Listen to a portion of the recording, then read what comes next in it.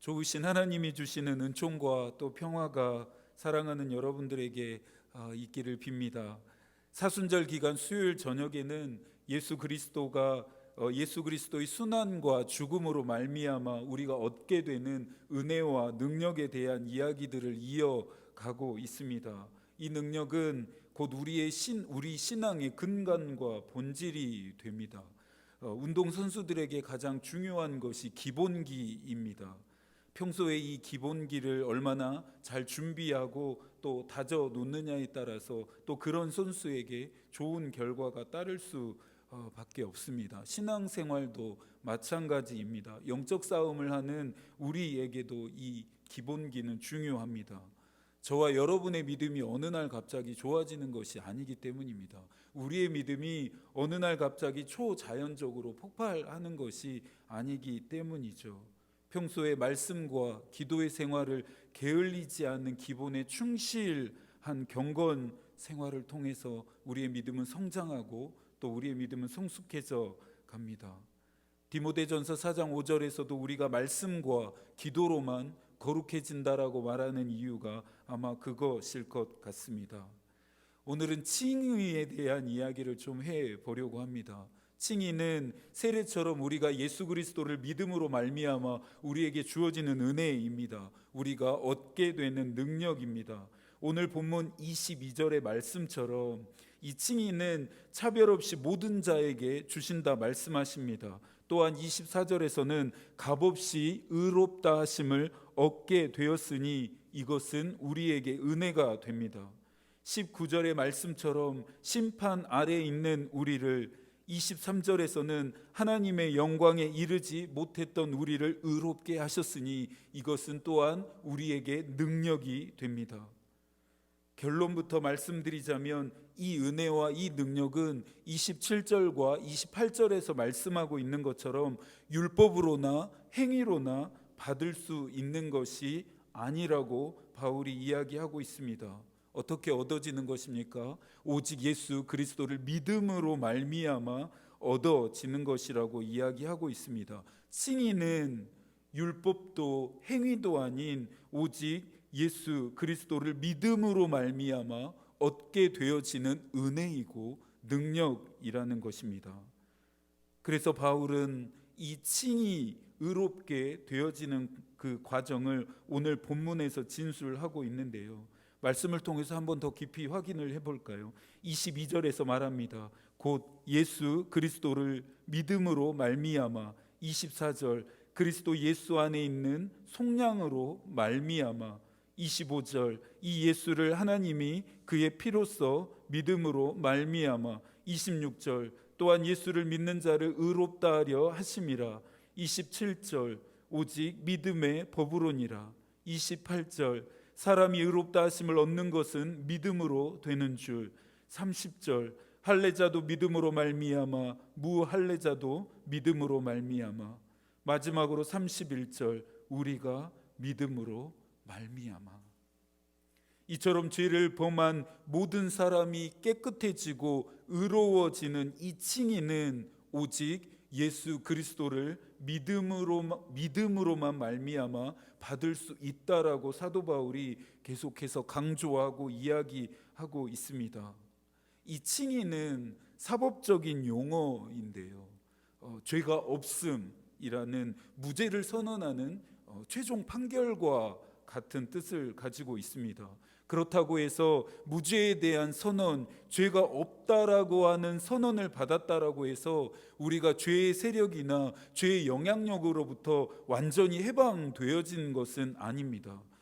칭의라고 하는 이것을 우리가 받았다 함은 이제부터는 지금부터는 우리가 의로운 인간으로 살아갈 수 있는 가능성이 생겼다 함을 의미하는 것입니다. 죄로 말미암아 우리는 하나님의 진노와 심판 아래 놓여 있게 되었습니다. 하나님의 영광에 이르지 못하는 상태에 됐죠. 그런 우리에게 이제는 살 길이 열리게 되고 피할 길이 열린 것과 같음을 의미합니다.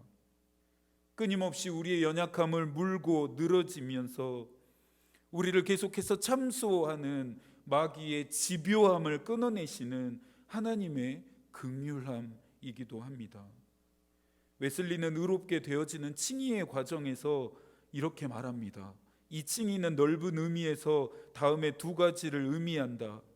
그리스도의 속죄 공로가 지금 그를 믿는 죄인에게 실제로 적용되어 그 죄인이 죄책과 처벌로부터 건짐을 받는 것이 첫 번째요. 또한 그리스도가 그의 마음에 형성됨으로써 그 죄인이 죄의 세력으로부터 건짐을 받은 것이 또한 그 다음이다. 2주에 걸쳐서 나누었던 죄의 결과를 기억하십니까?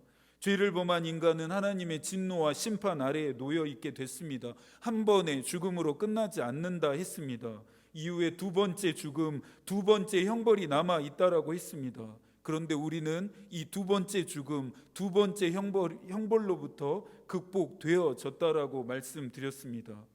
어떻게 그럴 수 있었나요? 어떻게 우리가 극복되어질 수 있었나요? 25절의 말씀처럼 그리스도께서 우리를 위해 화목 제물이 되심으로 말미암아 우리가 극복할 수 있었습니다. 죄의 대가는 죽음이라고 말하는 히브리서 기자의 말처럼 죄로 인해 내가 죽어야 했죠. 우리가 죽어야 했습니다. 그러나 예수 그리스도께서 나의 죄 때문에, 우리의 죄 때문에 대신해서 화목 제물이 되어 죽으셨습니다. 예수 그리스도의 이 속죄의 공로가 죄인인 우리에게 실제로 적용이 되어서 우리는 모든 죄의 책임과 처벌에서 건짐을 받게 되었다라는 것이 웨슬리의 설명입니다. 마치 외부 바이러스에 대항할 수 있는 우리 몸에 강한 항체가 생기는 것처럼, 강력한 면역 체계가 구축되어지는 것처럼 죄의 세력으로부터 우리를 보호하고 건짐받게 하는 그리스도라고 하는 강한 항체가, 강한 면역 체계가 우리 안에, 우리의 영혼 안에 형성되었다라는 것입니다. 이 과정이 우리가 곧 의롭게 되어지는 칭의의 과정인 것이고, 이 칭의는 오직 예수 그리스도의 공로로 값없이 우리에게 주어지는 선물이라고 하나님은 우리에게 말씀하십니다. 조직신학자인 다니엘 밀리오리는 칭의는 하나님의 죄 용서의 사건인데 오직 믿음으로 받는 것이다라고 말합니다. 그러면서 계속해서 칭의에 대해 그는 이야기합니다. 하나님께서 우리를 위해 하신 것은 전적인 은혜이며 하나님께서 하신 일은 오직 믿음과 신뢰로만 얻어질 수 있다. 오직 은혜와 오직 믿음이라는 두 가지의 힘이 우리를 의롭게 하는 이 칭의를 완성시킨다라고 다니엘 밀리오리는 이야기하고 있는 것입니다. 마지막으로 그가 칭의에 대해 말하면서 칭의를 얻게 하는 믿음에 대해서도 설명합니다. 이 칭의를 얻게 하는 믿음이란 하나님께서 우리를 무조건적으로 용납하셨음을 받아들이고 그것을 신뢰하는 적합한 응답이다. 칭의와 그리스도를 믿는 믿음 간의 상관관계가 이해가 되십니까? 20세기 뛰어난 신학자 중에 한 사람으로 꼽히는 틸리는 칭의를 한마디로 말합니다. 당신은 용납받았습니다. 당신은 용납받았습니다. 이 말이 얼마나 힘이 되는지, 이 말이 얼마나 또 힘이 되는지, 이 말이 우리에게 얼마나 용기를 주는 말인지 모르겠습니다. 우리를, 저와 여러분을 아무런 자격 없이, 조건 없이, 공로 없이 인정하고 받아들이는 사람이 있을까요? 지금까지 인생을 살아오시면서 여러분들 그렇게 용납되어지는 경험을 하셨나요? 그렇게 여러분을 용납해주는 사람이 있으셨나요? 저는 그렇지 않았습니다. 저는 그래보지 못했습니다. 그래서인지 오늘 주님께서 나를 용납하셨다는 말이, 우리가 용납되어졌다라고 하는 이 말이 저의 가슴을 얼마나 뜨겁게 하는지 모르겠습니다. 지난 주일 오후에 만났던 여자를 기억하십니까? 12해 동안 혈루증으로 앓으며 지옥 같은 인생을 살아왔던 여자에게 그 누구 하나 따뜻한 눈길, 따뜻한 손길 한번 건네지 않았습니다. 지독한 절망과 외로움으로 살아왔던 이 여자를 향해 우리 주님이 뭐라고 부르십니까? 따라, 따라, 내 따라 하고 부르셨습니다. 디딜 땅이 없고 기댈 곳이 없었던 여자에게 우리 주님은 그냥 아버지라고 하는 존재가 되어 주셨습니다. 여자의 질병도, 여자의 고통도, 여자의 인생도 모두 용납하시며 끌어 안으십니다. 이것이 칭의를 통해 우리가 얻게 되는 은혜입니다. 예수 그리스도를 믿음으로 얻게 되어지는 은혜입니다. 칭의는 죄사함의 용서와 받아들임의 용납으로 완성됩니다. 저와 여러분은 용서되었고 용납되어졌습니다. 하나님이 예수 그리스도의 피로 말미암아 우리를 용서하시고 용납하셨기 때문입니다. 그러니 전적인 은혜이고 이 전적인 은혜 앞에 우리는 믿음과 신뢰로 응답하라고 이야기하는 것입니다. 그러니 기독교에서 이 믿음이 중요할 수밖에 없습니다. 그러니 교회에서 믿음을 강조할 수밖에 없습니다. 웨슬리는 믿음도 두 가지의 종류가 있다라고 이야기합니다. 웨슬리는 믿음을 아들의 믿음과 종의 믿음으로 나눕니다. 먼저 종의 믿음은 회개를 통해 어느 정도 하나님의 은혜를 깨달은 믿음입니다. 그렇지만 이 종의 믿음은 처벌이 두렵고 징계가 두렵고 지옥에 떨어지는 것이 두려워서 주인의 말에 복종하고 따르는 믿음입니다. 반대로 아들의 믿음이 있습니다. 칭의를 통한 은혜를 경험한 상태입니다. 처벌이나 징계가 두려운 것이 아니죠. 지옥에 떨어질 것이 두려운 것이 아니죠. 아들의 믿음을 가진 자들이 두려워하는 것은 다시 죄를 지었을 때 하나님의 영광을 가리게 된다라는 것에 대한 두려움이고, 하나님과의 관계가 다시 결렬되는 것에 대한 두려움입니다. 그래서 무엇보다 사랑을 근간으로 하는 경외함으로 주인을 따르게 되는 것이 아들의 믿음입니다. 여러분의 믿음은 어느 쪽입니까? 여러분의 믿음은 어떤 상태입니까? 가끔 기독교 영화를 볼 때 하나님이 등장하는 장면이 있습니다. 하나님은 보이시지 않잖아요. 하나님은 영이시기 때문에 형체를 어떻게 표현해야 할지 인간들이 참 막연했을 것 같습니다. 그래서 그런지 하나님에 대한 이미지나 하나님의 형상을 표현하는 모습들이 충분히 그럴 수 있겠다, 이해는 갑니다. 구름에 뒤덮인 모습으로 표현해내기도 하고 강렬한 빛으로 하나님을 표현해내기도 합니다. 그런 하나님의 모습들이 구현되어진 모습들이 이해는 됩니다. 그런데 제가 아무리 이해하려고 해도 이해가 되지 않는 부분이 있습니다. 그것은 하나님의 목소리입니다. 혹시 기독교 영화 한 번쯤 다 보셨죠? 하나님의 목소리가 혹시 생각나시나요? 산신령처럼 울려대는, 또 느리면서 근엄진 그런 목소리들이 저는 참 적응이 가지 않았습니다. 그래서 개인적으로 그렇게 좀 표현해내는 하나님의 목소리를 들을 때마다 굉장히 불편한 마음이 좀 들었습니다. 그냥 개인적인 생각입니다. 혹시 사랑하는 사람이 있으신가요? 혹시 연애하실 때가 생각나시나요?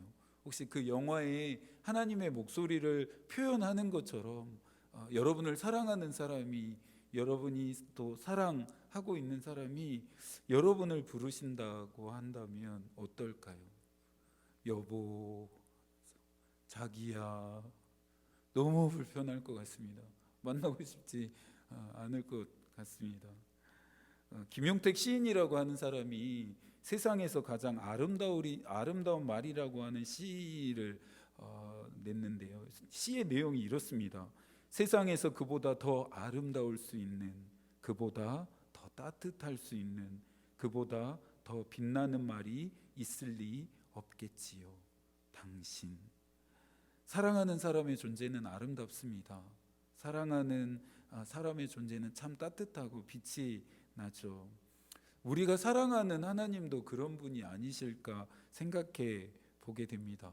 그러니까 높은 곳에 앉으셔서 우리가 죄를 짓는지 그렇지 않은지 CCTV처럼 감시하시는 그런 무섭고 그냥 엄한 분이 아니라 우리의 곁에 늘 함께하는 친구와 같은 그런 분이시라는 것을 저희가 참 많이 간과하게 되는 것 같습니다. 오늘날 우리가 예수님을 만나야 합니다. 예수님을 만난다면 약속 장소를 어디로 정하면 좋을까요? 아마 좋은 카페, 예쁜 카페를 잡아서 거기서 따뜻한 커피 한잔 하면서 예수님과 대화하게 되지 않을까요? 산책하기 좋은 오솔길도 좋은 약속의 장소가 될 것 같습니다. 그분과 함께 나란히 오롯이 이렇게 걸으면서 이야기하는 순간이 참 한없이 좋기만 할 것 같습니다. 이야기가 좀 세기는 했습니다. 두려움도 필요합니다. 하나님 앞에 나아가는데 두려움도 마땅히 있어야 하겠지요. 하지만 하나님을 대하는 우리의 마음이 조금은 더 편해지고 또 그분과 친숙해져 가면 좋겠습니다. 웨슬리가 1746년에 했던 믿음에 의한 칭의라고 하는 설교에서 웨슬리는 칭의의 토대, 칭의의 정의, 칭의의 대상, 칭의의 수단에 관하여 설명합니다. 이 개념을 가지고 오늘의 주제인 칭의에 대해서 정리하면서 말씀을 좀 마무리해 보도록 하겠습니다. 먼저는 칭의의 토대입니다.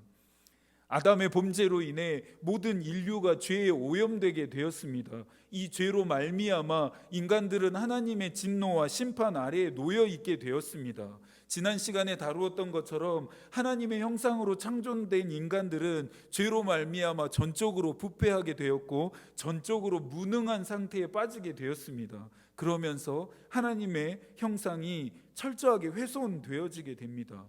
그런데 놀랍게도 복음은 이것이 극복되었다라고 선언합니다. 어떻게 극복되었나요? 서두에서도 다루었던 것처럼 인간의 죄를 위해 예수 그리스도가 희생 제물로 드려지게 되면서 하나님의 진노의 불이 꺼지고 인간과 하나님이 화해하게 되어짐으로 말미암아 칭의의 토대가 마련되어지게 되었다라고 웨슬리가 정리합니다. 칭의의 토대가 무엇입니까? 칭의의 근거는 무엇입니까? 우리의 죄를 대신해서 십자가에서 죽으신 예수 그리스도입니다. 이 예수 그리스도로 말미암아 우리가 의롭게 되어지는 것입니다. 이 예수 그리스도가 하신 구속의 사역으로 말미암아 우리는 칭의라고 하는 의롭게 되어지는 과정 안에 들어갈 수 있습니다. 다음으로는 칭의의 정의입니다. 칭의의 정의에서 가장 핵심이 되고 또 가장 중요하고 강조가 되어지는 것은 죄의 용서입니다. 하나님이 자신의 진노를 누그러뜨리셨다라고 이야기합니다. 예수 그리스도가 하신 구속의 사역으로 말미암아 우리에게 칭의의 토대가 놓여지게 되죠. 그 칭의의 토대, 칭의의 근거로 말미암아 우리는 죄의 용서를 받게 됩니다. 이 죄의 용서는 우리를 향한 하나님의 진노가 누그러뜨려졌다라고 웨슬리가 표현합니다. 그의 표현이 얼마나 탁월한지 모르겠습니다. 화가 머리 끝까지 나셨던 하나님이 그 화를 참고 누그러뜨리셨다라고 웨슬리가 표현하고 있습니다. 웨슬리가 말하는 죄를 용서하셨다라고 함은 정죄를 취소하고 죄책을 말소하며 처벌을 면제하는 것이다라고 말합니다. 반대로는 그의 죄인을 자신의 자녀로 삼으시고 또 사랑하시며 축복하시며 지키신다라는 것입니다. 그러니 이 칭의에 대한 정의는 죄인에 대한 하나님의 무죄 선언입니다. 죄에 대한 사면입니다. 그러면서 이제는 죄인이었던 우리의 신분이 하나님의 자녀로 뒤바뀌게 된다라는 것입니다. 세 번째로 칭의의 대상이 있습니다. 칭의의 대상은 경건치 않은 자들이라고 웨슬리가 말합니다. 참 이상하죠. 오히려 경건한 자들에게 이 칭의의 은혜, 칭의의 능력이 주어져서 경건한 자들이 칭의의 대상이 되어야 한다라고 말해야 맞지 않을까요? 그런데 웨슬리는 경건하지 않는 자들이 칭의의 대상이 된다라고 말합니다. 너무 이상하죠. 이유는 간단합니다. 아픈 사람이 치료의 대상이 되는 것과 같은 원리입니다. 어떤 사람은 말합니다.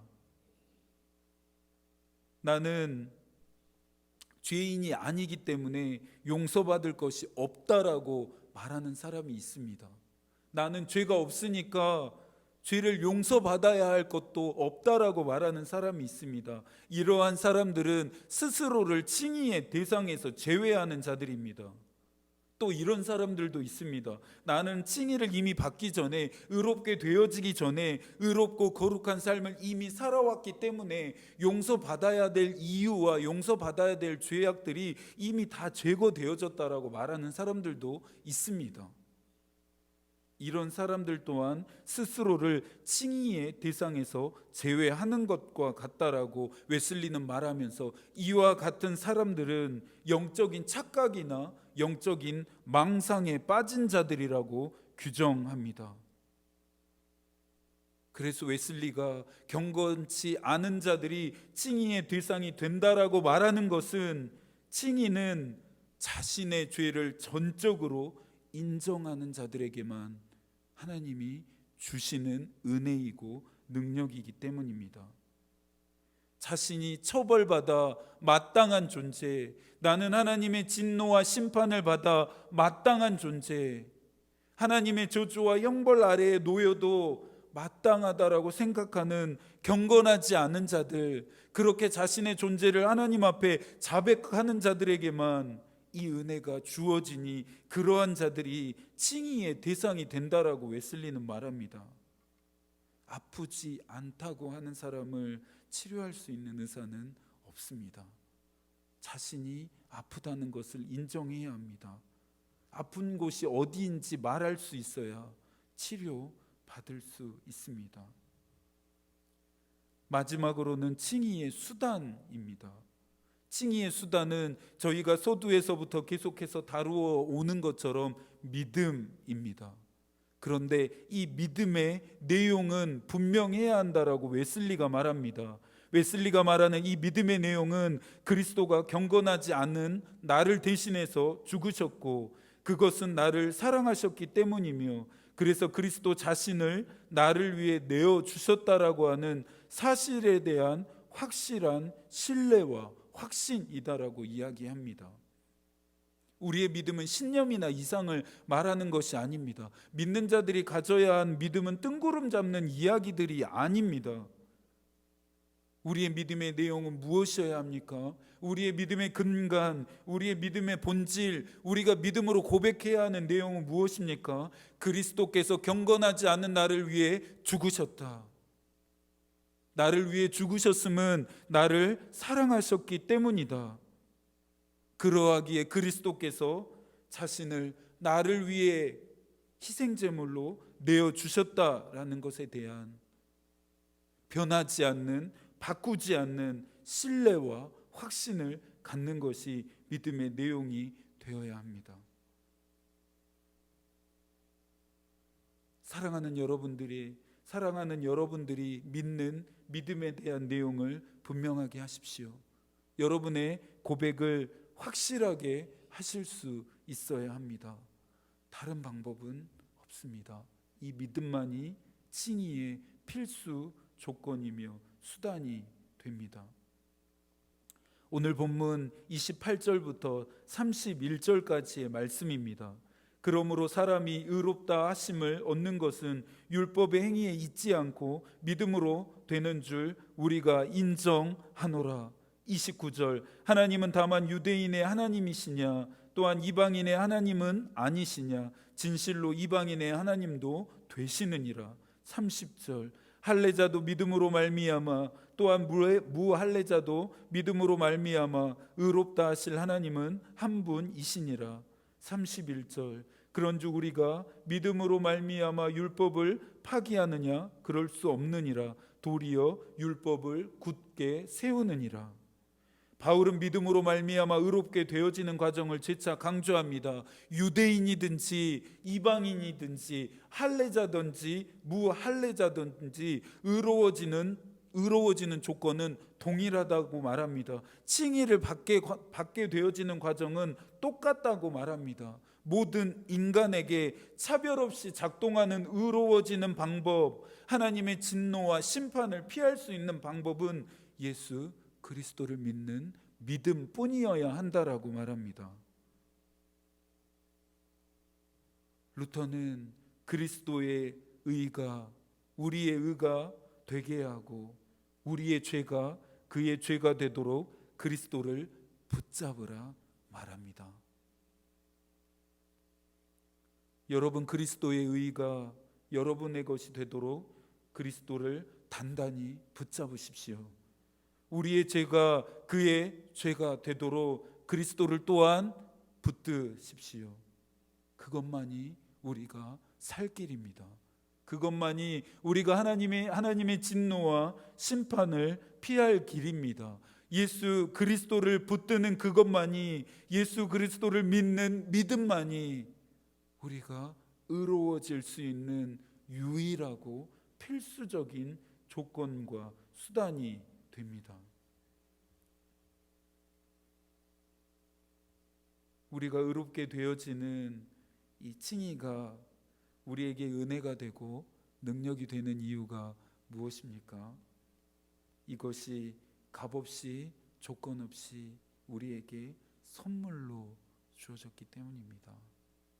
값을 치러야 한다면 얼마를 내면 될까요? 행위나 공로가 필요하다라고 하면 얼마만큼의 일을 해내면 될까요? 그런 것들을 따지고 그런 것들을 고려하고 그런 것들이 지표가 되어 받을 수 있는 것이라고 한다면 이 세상에 과연 받을 수 있는 사람이 있기는 할까 생각해 보게 됩니다. 선물이라 말씀하시니 얼마나 감사한지 모르겠습니다. 은혜로 우리에게 주신다 말씀하시니 얼마나 소망이 되는지 모르겠습니다. 사순절 기간을 보내고 있습니다. 우리를 의롭게 하시기 위해서 우리를 대신해 희생 제물이 되신 그분의 십자가의 여정을 우리가 함께 따라오고 있고 또 남은 기간을 함께 따라가게 됩니다. 그 어느 때보다 예수 그리스도를 더 깊이 묵상하는 기간이 되시기를 축복합니다. 그 무엇보다 예수 그리스도가 그 구속 사역을 통해 여러분에게 주시는 사랑을 더 깊이 경험해 가시는 시간이 되기를 축복합니다. 하나님의 마음이 우리의 기도가 되고 또 하나님의 뜻이 우리의 길이 되기를 빕니다. 아멘.